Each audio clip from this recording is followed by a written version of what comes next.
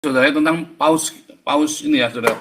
Saudara, saya pengagum paus, tapi saya tidak mendewakan paus. Jadi kadang-kadang saya mau mocking dia apa Raja Belanda nih ya, barbershop itu bilang mengomentari mocking Raja Belanda itu nggak apa-apa. Di sini tuh kalian boleh ngomong apa saja. Kalau Anda kagum sama seorang, nggak usah menjadikan dia dewa, saudara ya.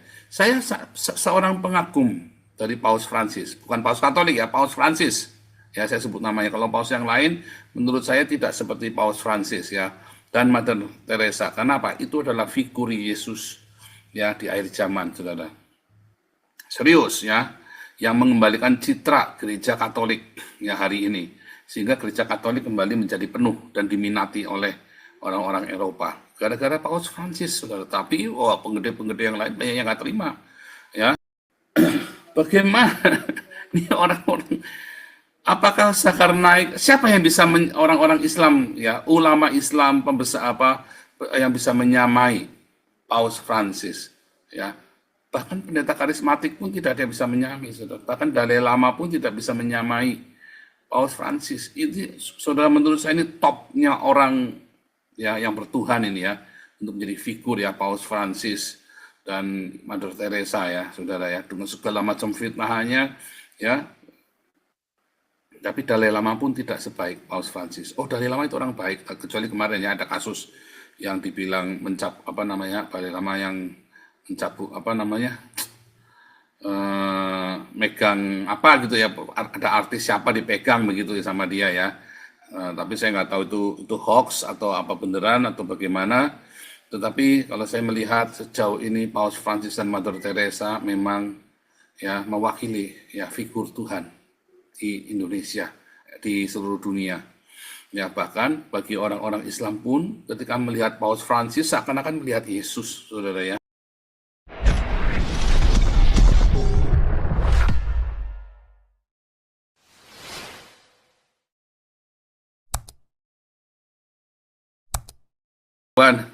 Sebentar ini saya jadikan co-host dulu Kroni-Kroni ya. Pak Denny nanti bantu ya. Pak Denny bisa tolong hubungi lawyernya nggak Pak Denny? Ditanyain udah bisa masuk nggak nih lawyer kita nih Pak Denny? Nah nih Kroni-Kroni kita ini dulu ya.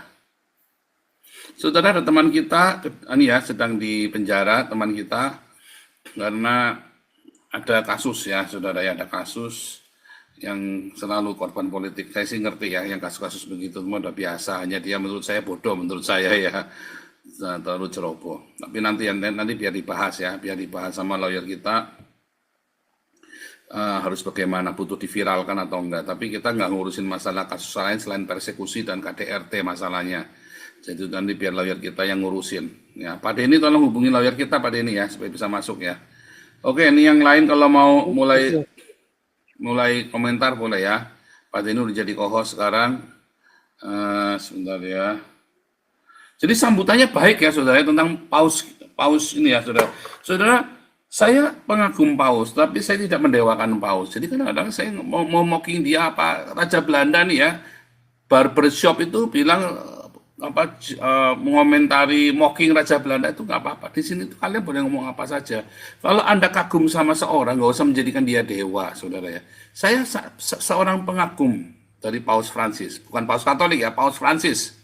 Ya, saya sebut namanya. Kalau paus yang lain, menurut saya tidak seperti Paus Francis ya dan Mother Teresa. Kenapa? Itu adalah figur Yesus ya di akhir zaman, saudara. Serius ya, yang mengembalikan citra gereja Katolik ya hari ini, sehingga gereja Katolik kembali menjadi penuh dan diminati oleh orang-orang Eropa. Gara-gara Paus Francis, saudara. Tapi penggede-penggede yang lain banyak yang nggak terima ya. Wah, luar biasa sekali. Nah, saudara, kita mau sekarang ya, bagaimana ini orang-orang? Apakah Zulkarnain, siapa yang bisa orang-orang Islam ya, ulama Islam pembesar apa yang bisa menyamai Paus Francis ya? Bahkan pendeta karismatik pun tidak ada yang bisa menyamai, saudara. Bahkan Dalai Lama pun tidak bisa menyamai Paus Francis. Ini saudara, menurut saya ini topnya orang ya yang bertuhan ini ya, untuk menjadi figur ya Paus Francis dan Mother Teresa ya, saudara ya, dengan segala macam fitnahannya ya. Tapi Dalai Lama pun tidak sebaik Paus Francis. Oh, Dalai Lama itu orang baik, kecuali kemarin ya ada kasus yang dibilang Dalai Lama yang mencabut megang apa gitu ya, ada artis siapa dipegang begitu sama dia ya. Tapi saya nggak tahu itu hoax atau apa beneran atau bagaimana. Tetapi kalau saya melihat sejauh ini Paus Francis dan Mother Teresa memang ya mewakili ya figur Tuhan di Indonesia, di seluruh dunia. Ya bahkan bagi orang-orang Islam pun ketika melihat Paus Francis seakan-akan melihat Yesus, saudara ya. Ya kan sampai histeris, sampai mereka tuh nangis-nangis ya. Mereka melihat Paus Francis, maka ini kejang-kejang semua nih orang-orang Islam ini ngelihat Paus Francis mau dipecat segala macam. Bahkan ada yang minta di ini ya. Tadi itu ada yang sebentar ya. Tadi ada yang bagus tadi ya. Sebentar. Tadi ada yang bagus saya beritanya. Terbuka, bukan. Lautan manusia sambut di Timur Leste. Oh, bukan ya. Nah, Alfian Tanjung nih ya. Alfian Tanjung berkeras. Umat Islam tidak boleh percaya pada umat Kristen.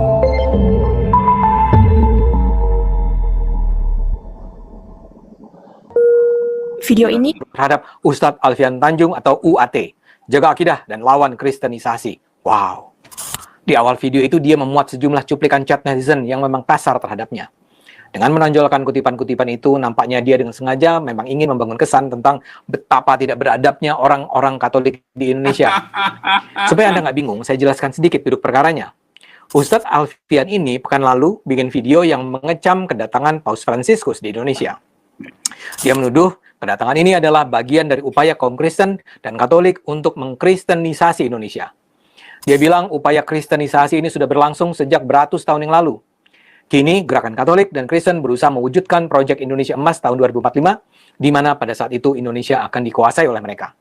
Alfian juga mengecam adanya kebijakan untuk tidak menyiarkan azan maghrib di televisi pada saat berlangsungnya siaran langsung Misa Akbar di GBK. Menurutnya, itu tindakan yang lagi-lagi menunjukkan itikat buruk kedatangan Paus ke Indonesia. Video Alfian itu menyebar cepat. Saya di Cokro TV mengkritik sikap Alfian itu. Kelompok Pergerakan Indonesia untuk Semua atau PIS juga segala macam dilakukan untuk memfitnah, untuk melakukan diskriminasi. Ya pokoknya jangan percaya orang Kristen itu orang kafir apapun bohong semua.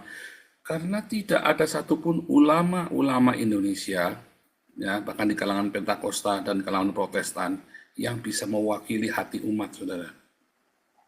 Ya, jeritan umat, satu kebutuhan akan damai, akan cinta, kebutuhan akan rasa kesederhanaan, kebutuhan akan kepemimpinan. Kemarin Pak Topik nambahin. Belum ada, saudara. Ini siapa di Indonesia? Bahkan Gus Dur pun tidak seperti itu. Ya, jauh sekali. Kedatangan Paus dieluk-elukan oleh semua agama di dunia. Ya, dan di Indonesia. Nah, kedatangannya Zakir naik.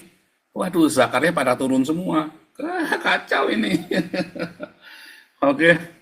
Siapa mau ngomong dulu nih? Pak Andi. Pak Teddy kalau Senin nggak pernah masuk ya Pak Teddy ternyata ya. Saya ngamatin ya. Pak Andi mau bicara. Pak Paul Dere. Pak Paul Dere jangan lupa tanggal 30 Pak Paul Dere. Pak Andi datang ya. Pak HW tanggal 30 kita ya. Acara peresmian Hakio Center ya. Ini kita lagi siapkan. Semoga bisa bikin seminarnya. Untuk Hakio Center. Bikin seminar untuk penginjilan anak dan remaja. Saya cuma mau tanya Pak. Ya boleh. Ini Pak, Paul nyinggung si Paus. Saya mau tanya nih. Saya perhatiin waktu upacara itu mereka ngadain doa rosario. Nah, doa rosario itu kan gini, ada yang bilang apa kata-katanya ya. Santa Maria Bunda Allah, doakanlah kami yang berdosa ini sekarang dan waktu kami mati. Amin. Nah, ini pertanyaannya ini, mereka ini Santa Maria Bunda Allah, doakanlah kami. Jadi mereka itu minta Bunda Maria untuk mendoakan mereka. Jadi apa bedanya sama orang kadrun yang minta Muhammad mendoakan mereka? Benar nggak Pak Paul? Ini persepsi saya. Itu adalah masalah dogma dan doktrin Pak Andi. Kita tidak bisa masuk ke sana.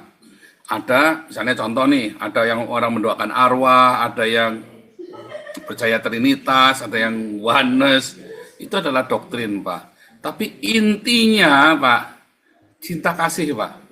Bagaimana kita meneladani Tuhan Yesus. Yang lain itu hanya perspektif doktrin. Oh, saya ngertinya begini. Oh, orang mati boleh didoain. Oh, kita boleh doa sama Maria. Oh, kita boleh doa sama Santo misalnya begitu. Itu buat saya tidak setuju. Tetapi buat saya itu adalah masalah apa yang mereka memahami tentang kekristenan. Nah, kalau saya yang saya katakan, yang saya ajarkan, menurut saya itu yang dari Alkitab dan kita kembali ke sana. Lalu tinggal orang-orang ini saja mau ngikutin apa enggak. Tetapi tetap intinya sama Pak, tentang cinta kasih Pak. Okay, thank you. Apapun ajarannya, apapun dogmanya, kalau tidak mengajarkan tentang diakonia dan bagaimana hidup kita yang menjadi berkat, ya mau itu dia ngajarnya, oke kita saklek harus trinitas, tak jamin dia sesat, malah dia yang sesat Pak.